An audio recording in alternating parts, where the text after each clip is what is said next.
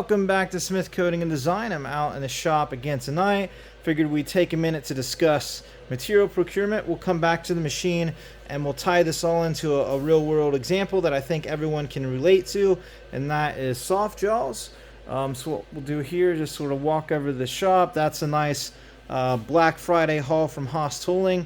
They have basically everything on sale for Black Friday, so I picked up two of their self-centering vices, the 5-inch version. So eventually maybe I'll do an unboxing of that.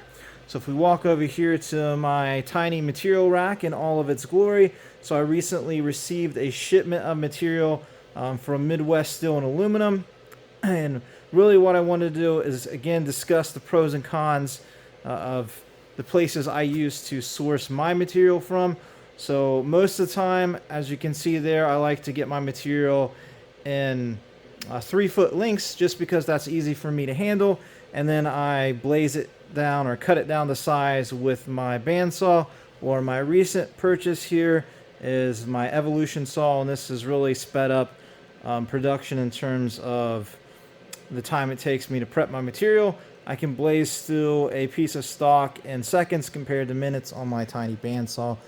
So coming back over here, so really I'll either purchase the 3-foot lengths and cut those to size based on whatever work that I have at the time, or if you'll notice some of the smaller saran wrap material, I get those in pre-cut lengths just based on jobs that I know I'm going to have coming in. So let's head back over here and tie this all into the soft jaws. I had some questions last time about these material racks. They're eBay specials. If you search on eBay just for BT30 tool racks, you'll find them. The nice thing about them, let's see if we can sort of zoom in here, is that the orange plastic inserts and the shelves there, that comes pre-assembled. So all you really have to do is put the sides and the bottoms on, and it has it already has threaded inserts in there, so they really go together in a couple minutes. So I like them. Already running out of space, but it is what it is. Alright, so let's go back to the machine here, and let's see if I can adjust this camera for a minute. Sorry, getting used to the gimbal here.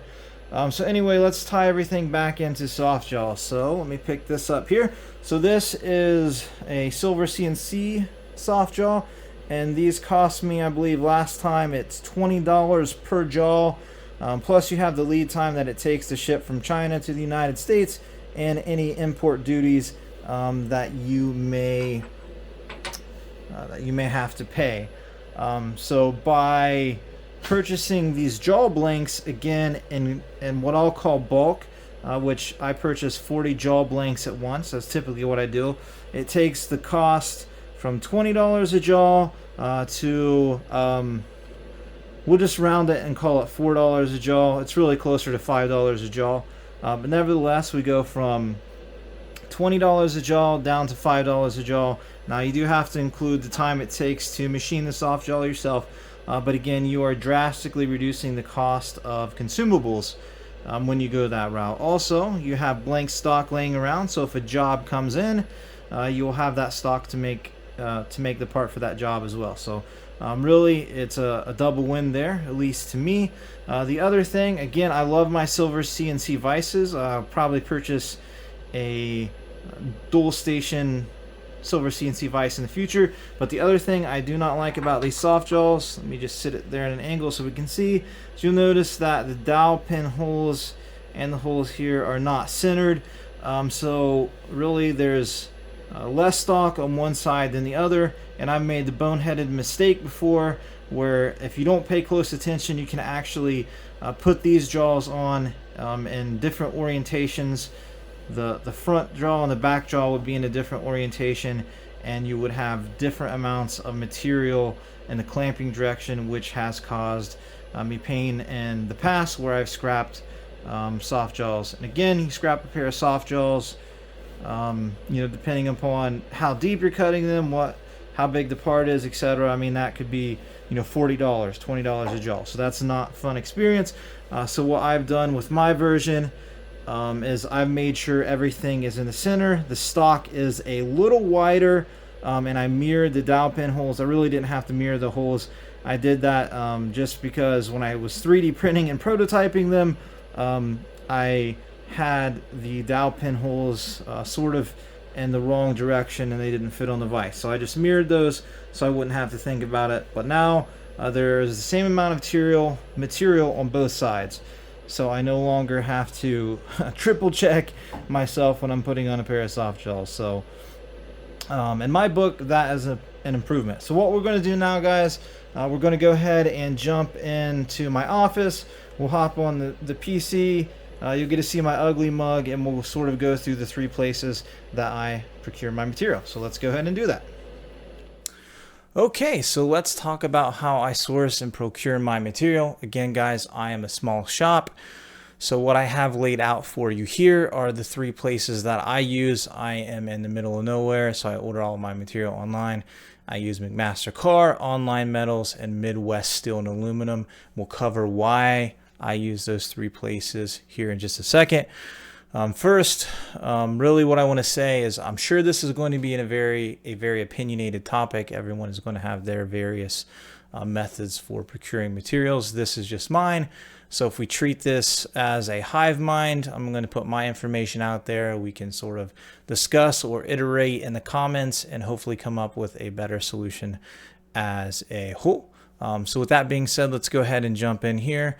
So really, there are 2 main factors that play into how I source my material, and really depending upon the job, those 2 factors can sort of switch places in terms of priority. So the factors are going to be price and shipping time. So what I'm going to do here is sort of lay out a baseline. So we're going to be working with 6061 aluminum. And for our baseline here, I usually order my material in 3-foot lengths. Again, I'm a small shop. Ordering it in that length, it's easy for me to handle, easy for me to store. I don't necessarily order a whole truckload of 12-foot bars that I need to cut down and store. So I typically stick with 3-foot lengths. So with that being said, our baseline for comparing the 3 sources here is going to be 6061. That is 1 1/4 inches thick by 2 inches wide. And again, that's going to be 3 feet long or 36 inches in length. So with that being said, jumping into McMaster-Carr. So if I need material fast, so this is a rush delivery, I usually order, well, I will always order from McMaster-Carr just because it's guaranteed, in my experience, to show up the next day or the day after. So if we look at the cost of the material from McMaster-Carr, it's going to be $84.49 per bar or per piece of material. So we'll keep that in mind because there'll be more to talk about. So we'll sort of jump back and forth. Now moving on to the second place, or the second website in which I source my material, is going to be Online Metals. And so if we take that same baseline of a 36-inch or a 3-foot piece of material, it's going to be $70.69. So that's about $10. We'll just call it $10 cheaper than McMaster-Carr. However, if you do sign up for Online Metals, they always send you a monthly coupon code. I think it's 10 or 15%. So that normally negates the cost of shipping. So if I need 1 or 2 pieces of material, I'm typically going to order it from Online Metals. And again, I expect it to arrive probably within a week, sometimes a week and a half, whereas Mr. McMaster-Carr can sort of get that material next day or very quickly. Moving on to Midwest Steel and Aluminum. So for 1 piece of material, it's actually the most expensive. However, we'll find out here in a minute. There's going to be a way to save a ton of money.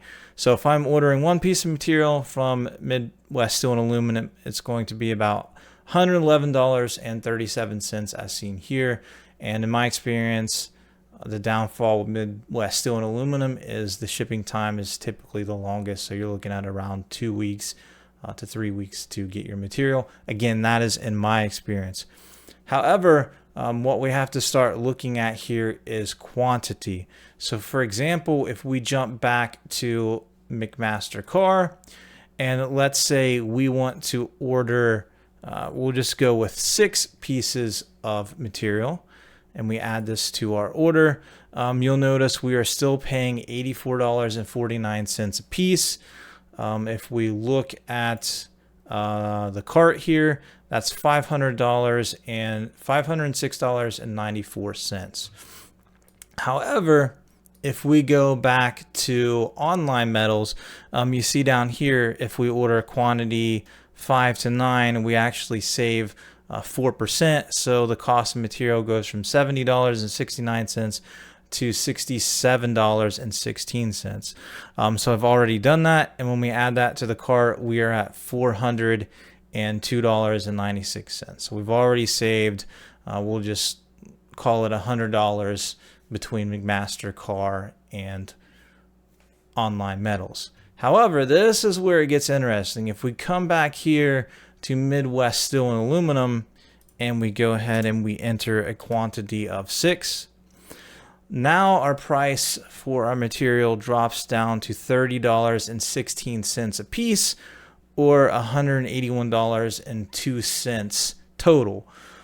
So really, we have basically half the cost of our material from going with Online Metals, again, $402, down to $181.02. So if you're going to purchase 1 or 2 pieces of material, typically I'm going to, again, use Online Metals.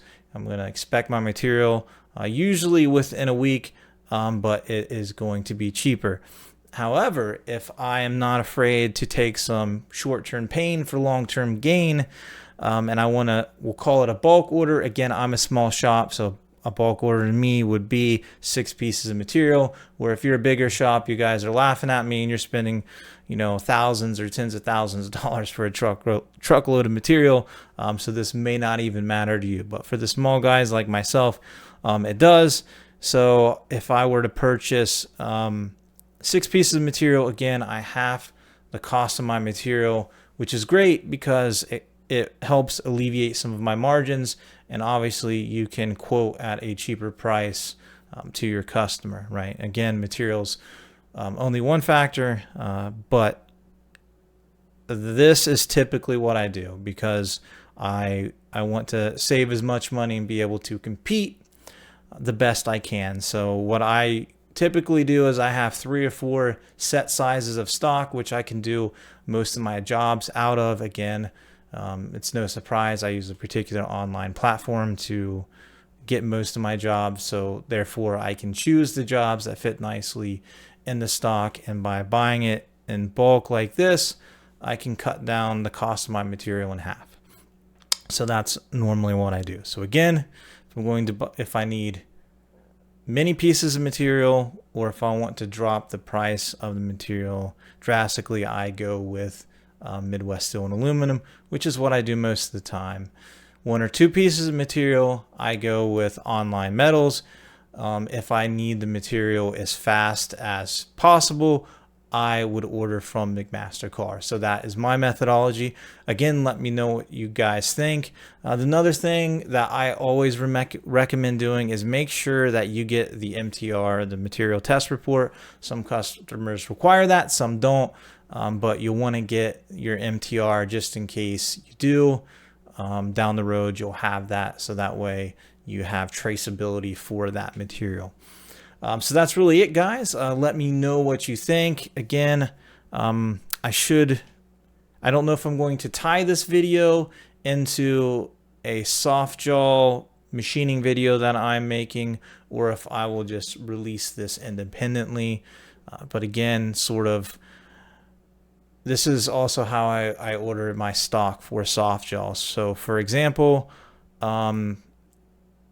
my silver CNC vices, I typically order a piece of material that's 1 1/4 by 2 by 5 1/8 inch in length, and I'll typically order a lot of those at once. So if we look here, if I were to order my silver CNC soft jaws from China, They are $20 a jaw. You got to wait the length of time it takes to ship those overseas, and then, you know, depending upon what you order, you may accrue that import duty.